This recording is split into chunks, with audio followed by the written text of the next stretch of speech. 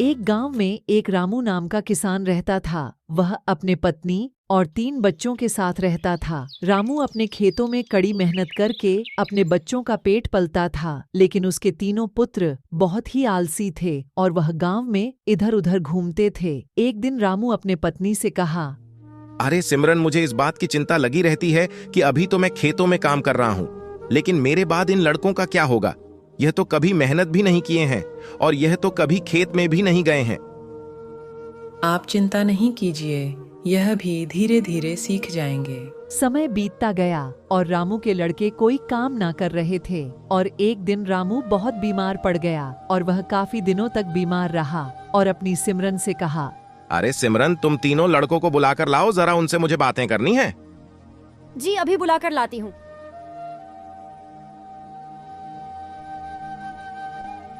अरे सुनो बेटा, तुम्हारे पिताजी तुम तीनों को बुला रहे हैं।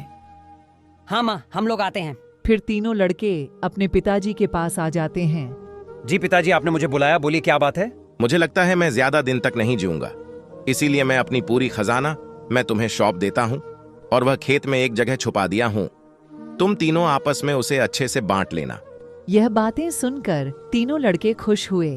कुछ दिन बाद रामू की मृत्यु हो गई। रामू की मृत्यु के कुछ दिन बाद उसके लड़के खेत में खड़े खजाने की खोज करने चले।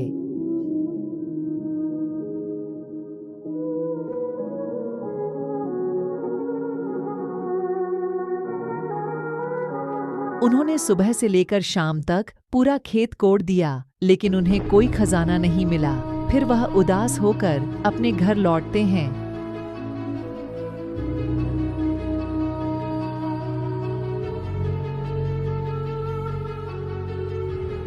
और अपनी माँ से बोलते हैं, पिताजी, हम लोगों से झूठ बोले, वहां कोई खजाना नहीं था। तुम्हारे पिताजी जीवन में यही घर और खेत कमाया था और तुमने खेत ज्योति दी है, तो अब बीज भी डाल दो।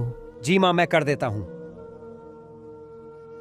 तीनों लड़कों ने माँ के कहे अनुसार खेतों में बीज रोपा और कुछ दिन तक खेती की। थोड़े ही दिनों बाद उनके खेतों में अच्छी फसल होगी और खेत में बहुत ही अच्छे अनाज उगे हुए थे। कुछ दिन बाद फसल कटाई करके वह मार्केट में बेचने गया और फसल की अच्छी कीमत मिले।